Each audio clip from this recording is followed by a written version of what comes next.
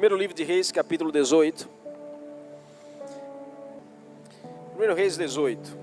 Quantos acharam? Dá um amém. Nós vamos mostrar no telão aqui. Você pode acompanhar a leitura no telão. Do verso 15 em diante. Verso 15 em diante. Preste bem atenção no relato dessa história. A Bíblia diz assim: mas Elias disse: tão certo como vive o Senhor dos Exércitos, em cuja presença estou, hoje mesmo me apresentarei ao rei Acabe. Então Obadias foi dizer a Acabe que Elias tinha vindo. E Acabe saiu para encontrar-se com Elias. Quando Acabe o viu, disse: é você mesmo, perturbador de Israel? Não causei problema algum a Israel, respondeu Elias. O Senhor e sua família é que são perturbadores, pois se recusaram a obedecer os mandamentos do Senhor, e em vez disso, adoraram imagens de Baal. Agora, convoque todo Israel para encontrar-se comigo no Monte Carmelo, além dos 450 profetas de Baal e os 400 profetas de Azera, que comem à mesa de Jezabel. Acabe convocou todo o povo de Israel e os profetas para se reunirem no Monte Carmelo. Elias se colocou diante do povo e disse: até quando ficarão oscilando de um lado para o outro? Se o Senhor é Deus, então sigam, mas se Baal é Deus, então sigam Baal. O povo, contudo, ficou em silêncio. Então Elias lhe disse: sou o único que resta dos profetas do Senhor, mas Baal tem 450 profetas. Agora, traga para cá, agora pula para o verso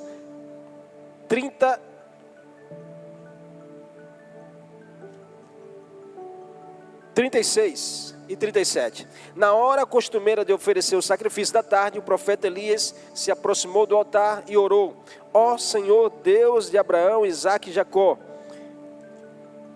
prova hoje que és Deus em Israel e que sou teu servo. Prova que fiz tudo isso por ordem tua.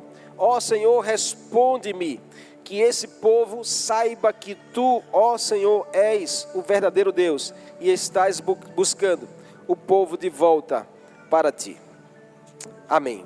Queridos irmãos, eu quero trazer uma palavra ao teu coração falando sobre a importância de consertar o altar da intimidade, o altar da intimidade com Deus. Nós estamos numa série de mensagens nesse mês de julho falando sobre restaurando altares. O que é um altar? Um altar é uma área, o altar é uma realidade da nossa vida.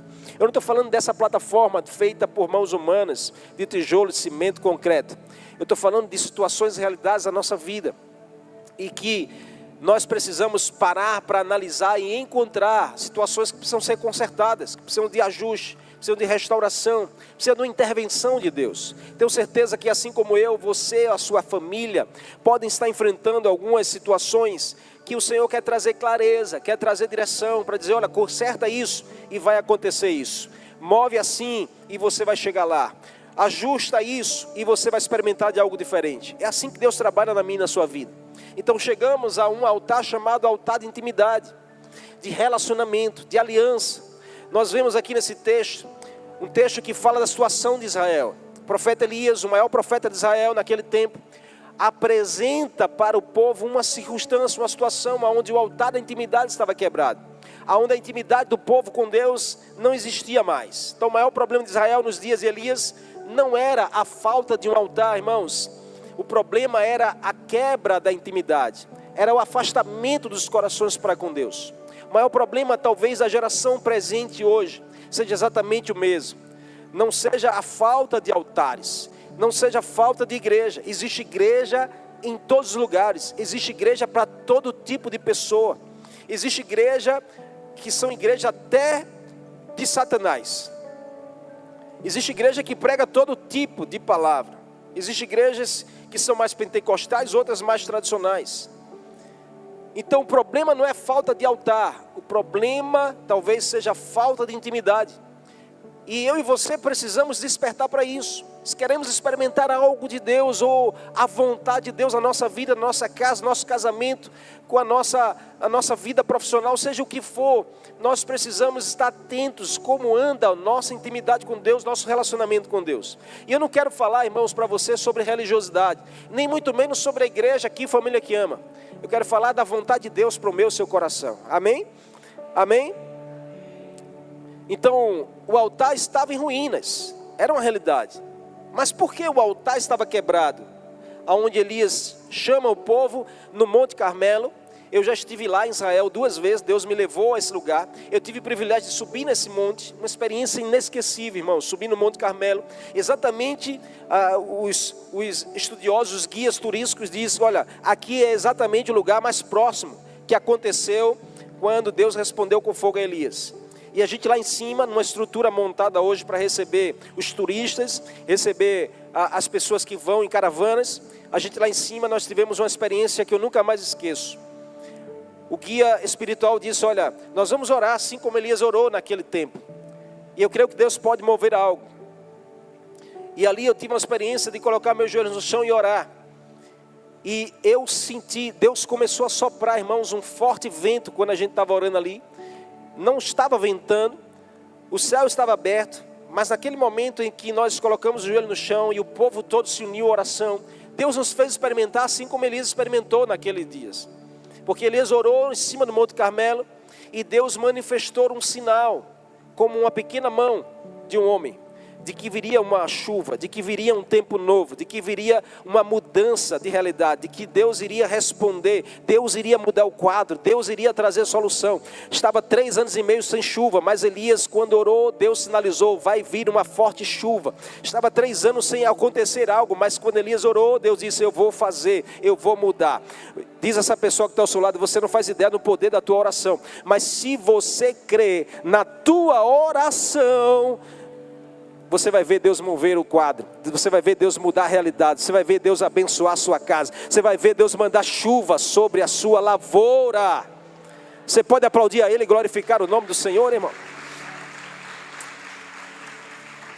Por que eu digo isso? Porque nós somos rotineiramente acostumados a crer mais na oração de quem está em cima do altar do que na minha. Quantos dos que estão aqui nos dizem assim, mas se o pastor orar, amém, não tenho nada contra, eu posso orar, eu tenho o maior prazer de orar, e eu oro por você. Tem dias que eu durmo menos para que você durma melhor. Enquanto você está dormindo, eu estou na madrugada de joelho orando por você. Senhor, abençoa a família de fulano, de cicrano, abençoa as famílias da igreja, abençoa a cidade, abençoa. Mas você precisa crer na sua oração. Se comprometa com a presença de Deus. Se comprometa com a presença do Senhor. Se comprometa com a presença do Espírito Santo na sua vida. Você sabe que o Espírito Santo é uma pessoa, não é um sopro, não é um arrepio. O Espírito Santo é a terceira pessoa da Trindade. E a Bíblia diz que Jesus disse, eu vou voltar para o Pai, mas vocês não ficarão órfãos. Eu vou enviar o Consolador, o Espírito Santo, e Ele habitará em vós. Amém? Olha para essa pessoa ao teu seu lado. Ela é templo e morada do Espírito Santo. Nela habita o Espírito Santo do Senhor. Você pode não estar enxergando, mas isso não isenta a realidade bíblica de que nela está o Espírito Santo do Senhor. Então Deus não quer religiosos, Deus quer comprometidos. Então não existe, irmãos, uma geração que deseja as promessas e que não se envolva com o compromisso das promessas. Nós não podemos cair nesse erro de a gente desejar a bênção, o milagre, a promessa de Deus, mas evitar a responsabilidade da aliança, a responsabilidade da intimidade.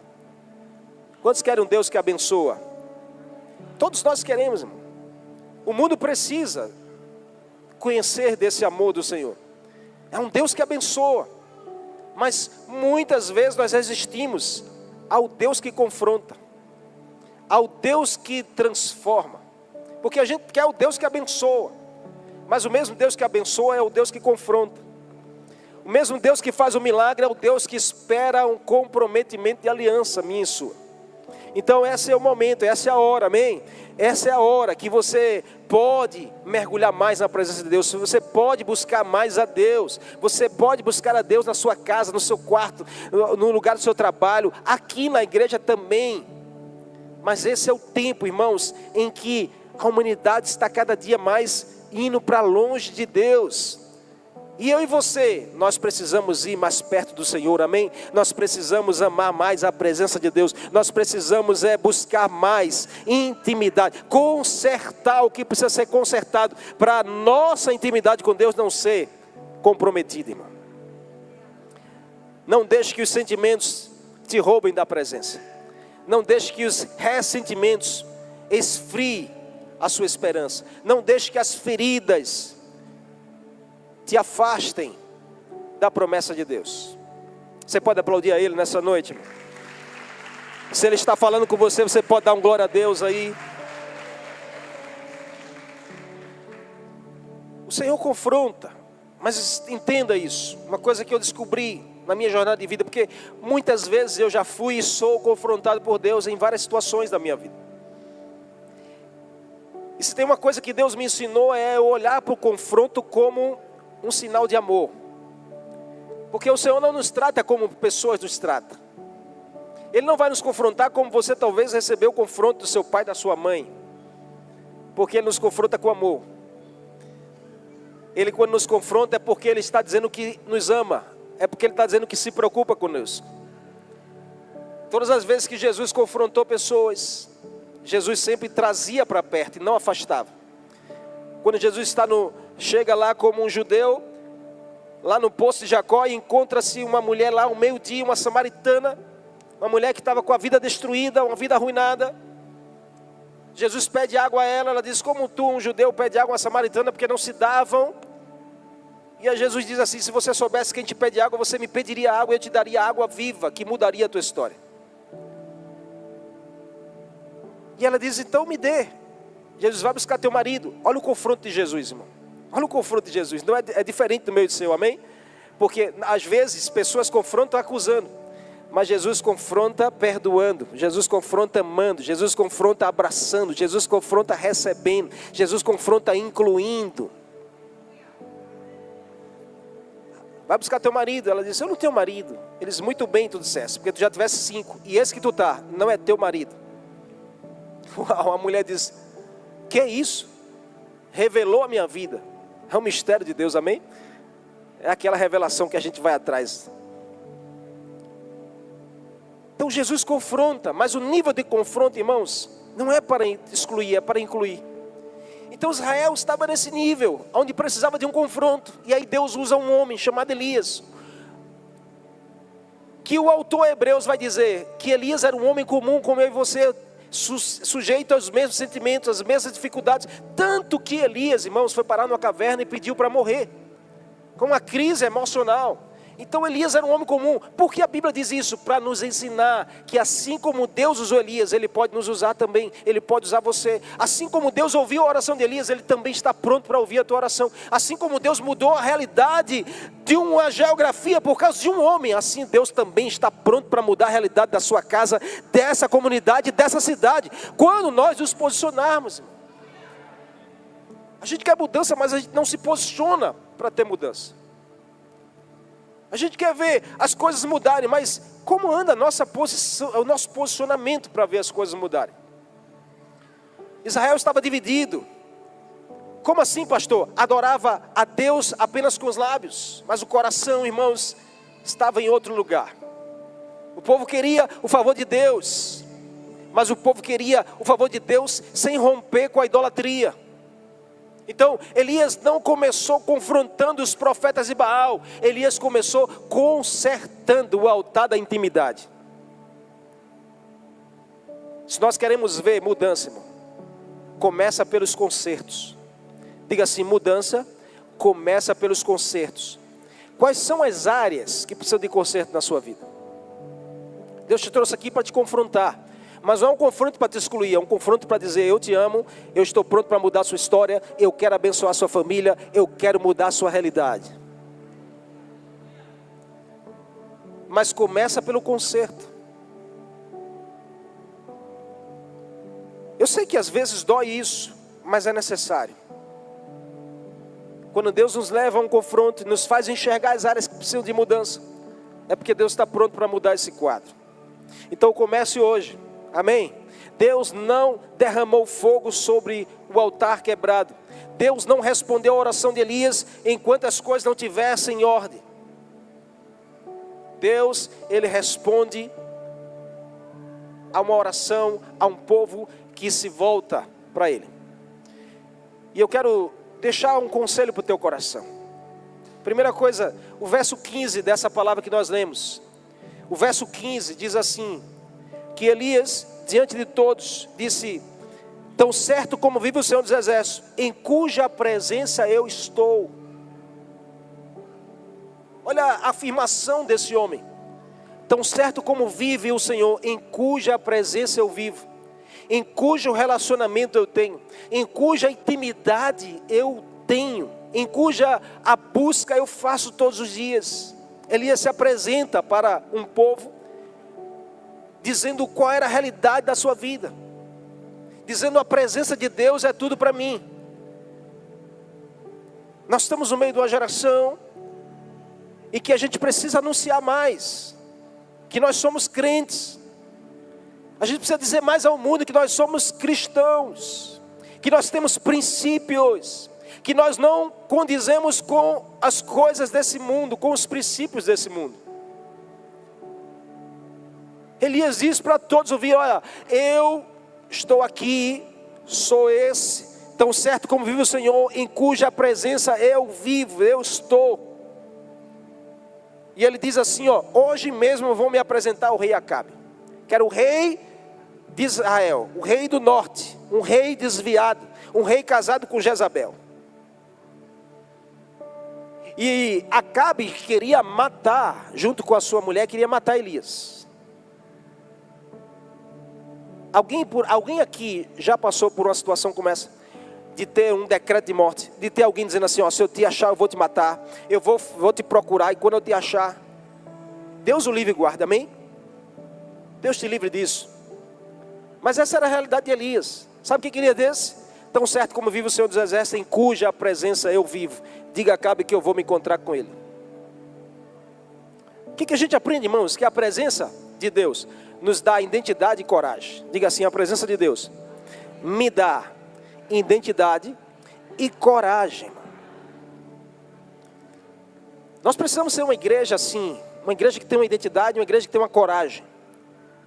Uma coragem de fazer as coisas, coragem de abraçar as pessoas que o mundo não quer abraçar, de amar as pessoas que o mundo não quer amar. Os excluídos, irmãos, os abandonados, esses a gente precisa ter coragem de chamar, dizer: há um Senhor que perdoa o seu pecado. Não importa o que foi feito, o que importa é o que Jesus pode fazer na sua vida.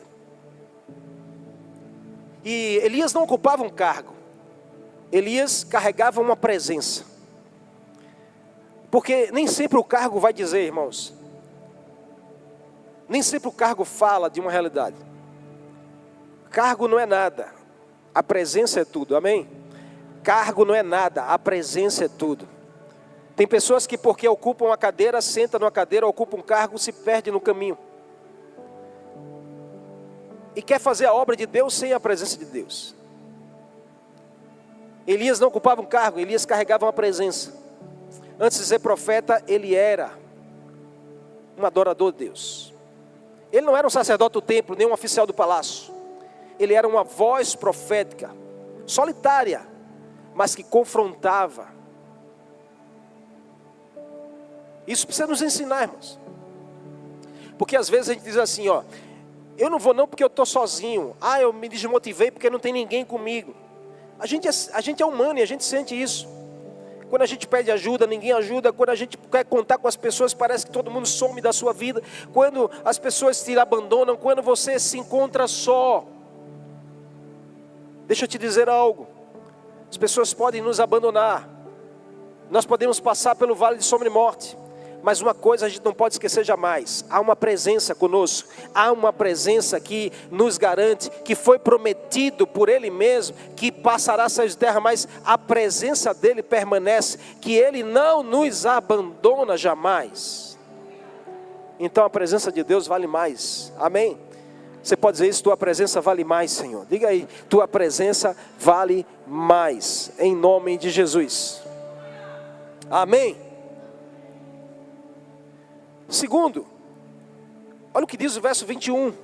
Quando Elias, ele primeiro declara que ele anda na presença de Deus, que ele ama a presença de Deus.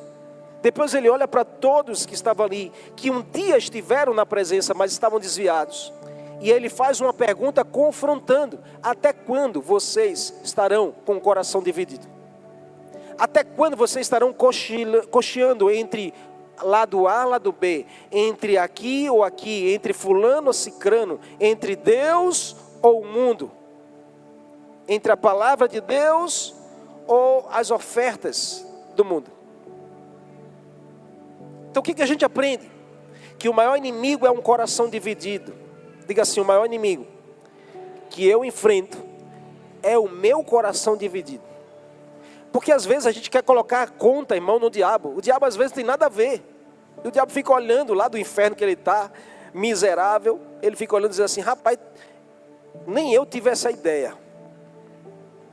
E a gente diz: foi o diabo, foi o diabo. Não, irmão, foi o diabo. Às vezes é a gente mesmo. Às vezes é o nosso coração dividido. Às vezes é a gente cabeça dura. Às vezes é a gente que quer porque quer do jeito nosso. E o diabo fica olhando dizendo assim: rapaz, tu é criativo.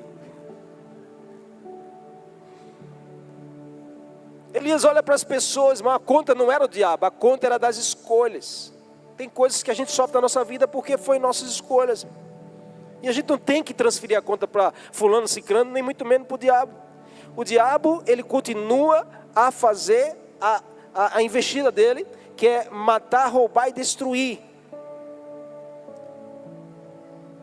Mas a Bíblia diz que nós precisamos nos sujeitar a Deus e resistir ao diabo, e ele fugirá de vós. Então diga a essa pessoa: você precisa ter intimidade com a presença, e aí você vai resistir ao que o diabo tenta fazer, e ele não vai encontrar brecha na sua vida, ele vai bater em retirada, ele vai ter que sair. Amém? Você pode aplaudir ao Senhor e glorificar o nome dele?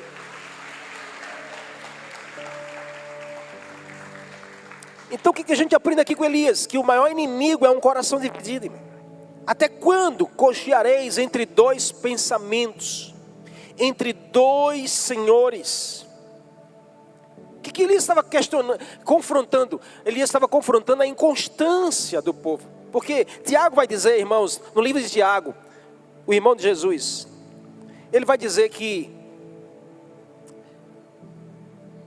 o problema do homem é o próprio homem.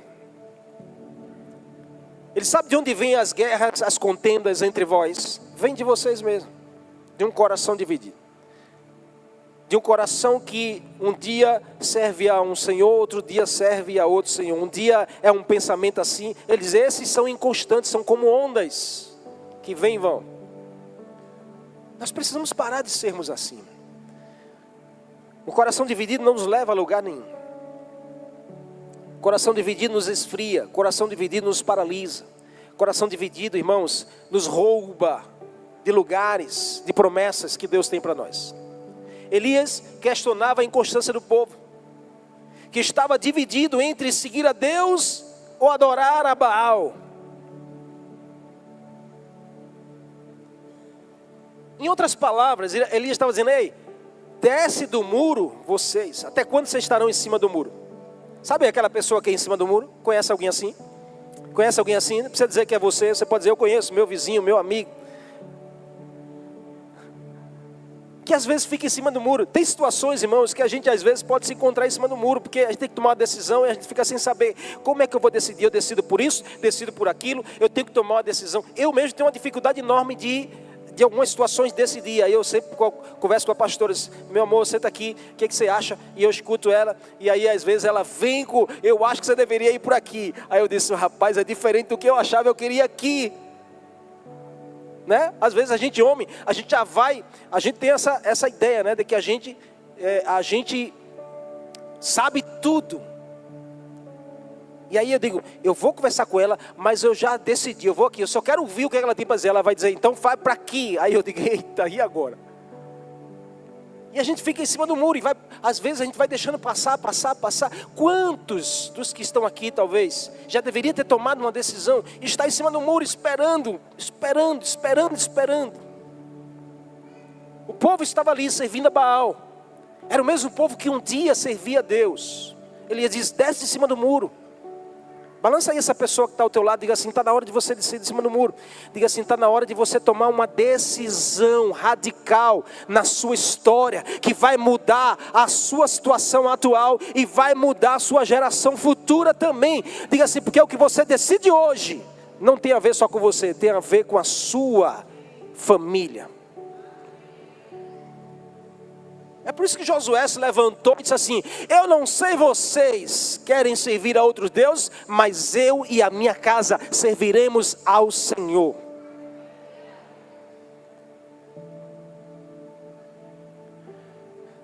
É o chamado em cima do muro.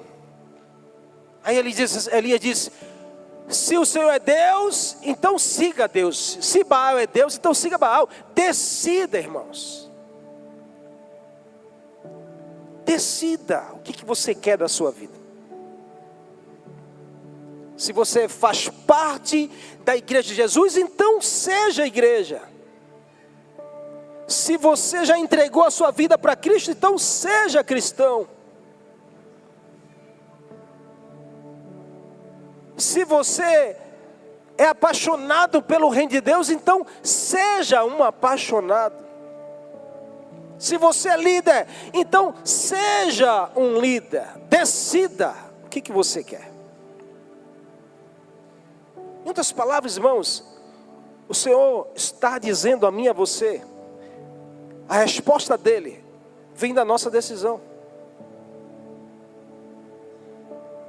Às vezes a gente não decide e a gente quer que Deus faça. Tem uma parte que é minha e sua, amém? Tem uma parte que é minha e sua. A parte de Deus Ele está pronto para fazer. E eu e você não conseguiremos nunca fazer o que cabe a Deus. Mas o que cabe a mim e você, Deus também não vai fazer. Ele espera que eu e você façamos. Então Israel queria servir a Deus. Mas servir a Deus sem abandonar Baal. Era uma fé dividida. Fazer para Deus. Eu faço, eu sirvo, eu sou voluntário, eu vou lá, eu contribuo, eu coopero. Mas fazer para Deus sem viver com Deus é um coração dividido. Deus nunca aceitou lugar dividido. Tanto que Jesus disse, olha, uma casa dividida ela não prospera. Um reino dividido ele não subsiste. Aonde há divisão não tem a ver com Deus, irmãos. Você está comigo aqui? Está comigo? Aonde tem divisão, não tem presença. Hoje os efeitos dos balaítas. Quem são os balaítas? São aqueles que teimam em adorar Baal. Quais são os efeitos? Os efeitos eles podem ainda assumir uma outra forma. Quais são as formas? A religiosidade sem relacionamento. Quem quer mostrar para as pessoas que é religioso, veste roupa, fala bonito, ora bonito, mas isso não é suficiente, irmão. Outro efeito, a busca por aprovação acima da presença, ego acima da obediência, ganho acima de propósito. A gente precisa ter cuidado com esses efeitos e fugir deles, amém? Fugir deles. Existe uma presença que vale mais. Existe uma presença que vale mais. É a presença do Senhor Jesus na nossa vida. Vale muito mais do que ouro, prata, do que bens dessa terra. É uma presença que nos completa. É uma presença que nos cura, nos sara. É uma presença que restaura a nossa vida. É uma presença que quando chega é igual a história de Zaqueu, que era um enganador, mas quando a presença de Deus entrou na vida dele, a Bíblia diz que quando ele chegou em casa, casa, ele diz: Senhor, se eu enganei algumas pessoas, eu quero restituir 4 vezes mais. Aí Jesus diz: então hoje eu sei que essa presença mudou a sua vida. Essa presença é que muda a nossa história, irmão. Não é a religião, é a presença do Senhor. Nós precisamos mais dessa presença. Nós precisamos consertar as falhas que nós temos do nosso relacionamento com o Senhor. Porque a gente tem falhado, irmão. A gente só busca o Senhor quando a gente precisa. A gente só lembra de orar quando a gente está chorando, sofrendo. A gente só lembra do culto quando a gente está, irmãos... Será que nós não estamos colocando a presença do Senhor em último lugar da fila? Quem é o primeiro lugar para você? Quem é a prioridade para você? O Senhor te chama hoje para você consertar esse altar do relacionamento. Mas pastor, agora eu tenho que ser um religioso. Eu não estou falando disso. Estou falando que você vai continuar fazendo as coisas que você faz, trabalhando, estudando, vivendo, cuidando da sua casa, sua família, casando, fazendo menino, amém? Fazendo menino, faça menino, irmão. Vamos encher a terra, amém ou não? Quem é casado aqui? Faça menino. Faça célula. Faça célula, irmão. Faça célula, amém? Faça célula. Quem não é casado, fica no mistério, fica orando que Deus vai mandar uma pessoa, amém?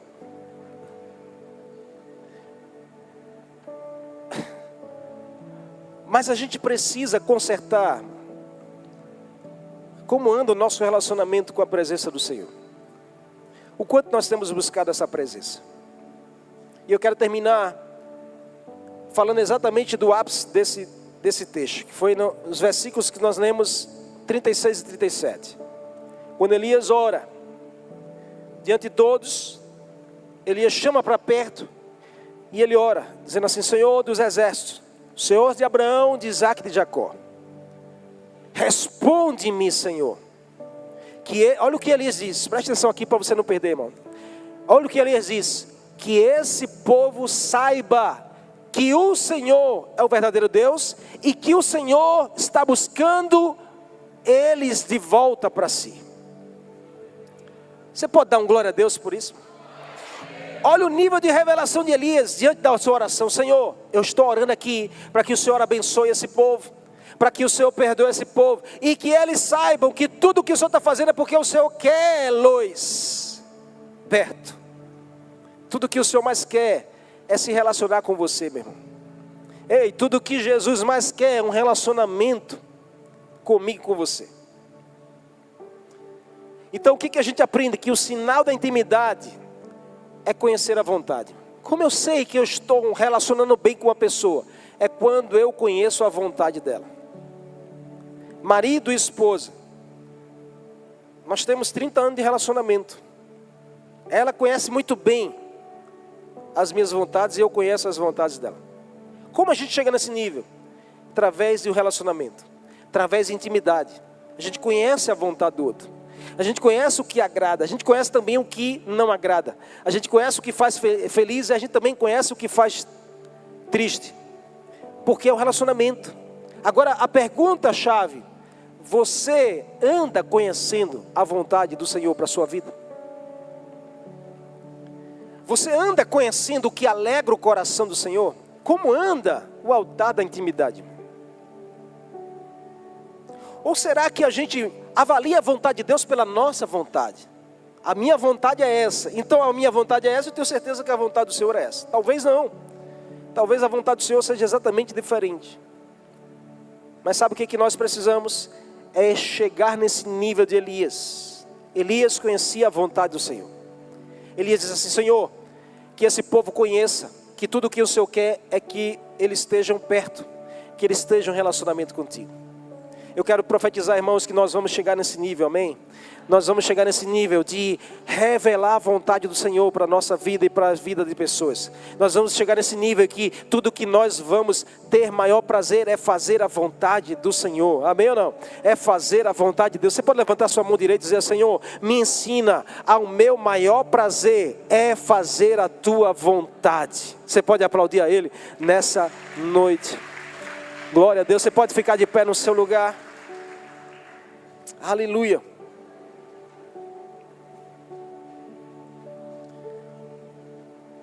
Como podemos vencer isso? Vencer um coração dividido. Vença uma fé fria. Nós só podemos querer chegar perto do Senhor, se relacionar com Ele, mas com um coração cheio de ídolos.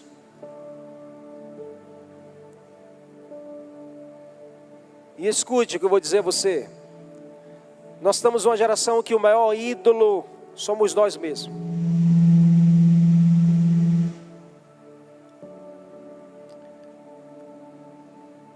O maior ídolo somos nós mesmos. A gente está num tempo, irmãos. Deixa eu terminar, amém? Deixa eu terminar, tá bom? Não mexe em nada, por favor. Nós temos um tempo em que o maior ídolo somos nós mesmos.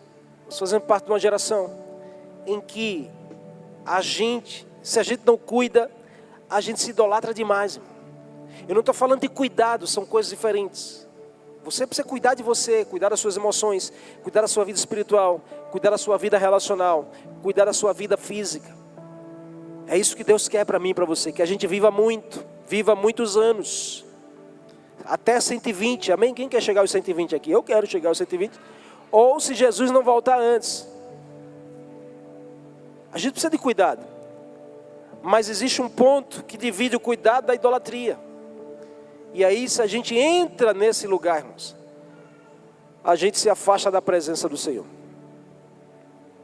Queria que você fechasse seus olhos aonde você está e você dissesse para você mesmo: a tua presença vale mais. A tua presença vale mais do que a fama, do que o ouro, do que os bens. A tua presença vale mais para mim. Queria que você dissesse isso para Ele. Ele está aqui nessa noite. Hoje o Senhor não está procurando pessoas perfeitas. Ele está procurando restauradores de altares. Ele não está procurando aqueles que são perfeitos. Ele está procurando aqueles que querem consertar algo na sua vida para experimentar de algo de Deus. É com você mesmo que o Senhor está falando. Ele espera que você tenha essa coragem de consertar essa área da sua vida que você sabe que precisa de conserto. Porque Deus está pronto para responder. Mas o objetivo de Deus sempre foi a presença dEle. Tudo que Deus mais quis desde o Éden é que o homem fosse apaixonado pela presença dEle. Tudo que Deus fez do Éden até hoje é o resgate da presença dEle nas nossas vidas. Nós fomos feitos para ser segundo a imagem e semelhança do Senhor. Nós precisamos da presença de Deus. Nós temos um vazio dentro da nossa alma que dinheiro nenhum preenche, que fama nenhuma preenche, que poder nenhum preenche, só a presença do Senhor. E nós precisamos correr para essa presença, como quem tem fome e sede. Nessa noite Ele trouxe aqui para dizer isso a você. A presença está disponível, cabe a você buscá-la, consertar, e Deus vai manifestar, em nome de Jesus. Amém, e amém, e amém.